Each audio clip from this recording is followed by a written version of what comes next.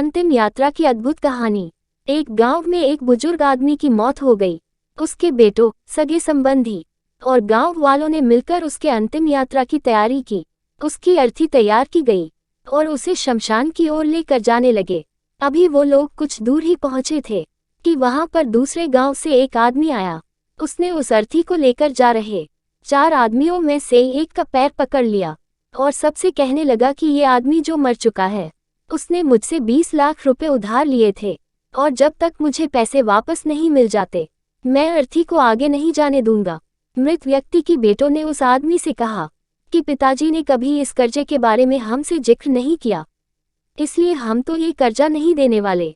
जब बेटों ने ही मना कर दिया तो उस मृत व्यक्ति के भाइयों ने भी कहा कि जब बेटे ही मना कर रहे हैं तो हम भी इस कर्जे की जिम्मेदारी नहीं लेने वाले हैं। शमशान यात्रा में शामिल कोई भी आदमी पैसे देने के लिए राजी नहीं हुआ। दूसरे गांव से आए उस आदमी ने अर्थी को आगे भी नहीं जाने दिया जब तक कि इस घटना की खबर घर की महिलाओं तक न पहुंच गई।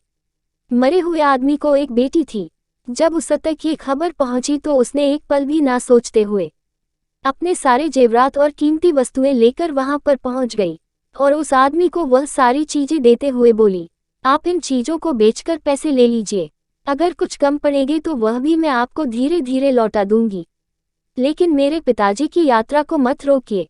इस घटना को देखकर सारे गांव वाले दंग थे। तभी वह आदमी जो कर्जे की मांग कर रहा था वह बोला कि दरअसल मुझे 20 लाख रुपए लेने नहीं थे, बल्कि मैंने इस आदमी से कभी लिए थे जो मैं आज लौटाने आया था, लेकिन मुझे पता नहीं था कि इनका असली हकदार कौन है, इसलिए मैंने ये सारा नाटक रचाया। मैं जान चुका हूँ कि मरे हुए आदमी का सच्चा हितैषी ना उसके बेटे हैं, ना उसका भाई, बल्कि उसकी बेटी है, इसलिए ये सारे पैसे मैं उसके हवाले करता हूँ और अपने कर्जे से मुक्त होता हूँ। थोड़ी ही देर में जो घटना घटित हो चुकी थी उससे बेटों के, भाइयों के और बाकी रिश्तेदारों के सर शर्म से झुक गए। इसलिए हमेशा दुआ करना कि हर किसी को एक बेटी जरूर हो, क्योंकि बाकी सब तो माता पिता की दौलत को अपना समझते हैं, लेकिन बेटियां माँ बाप को ही अपनी दौलत समझती है।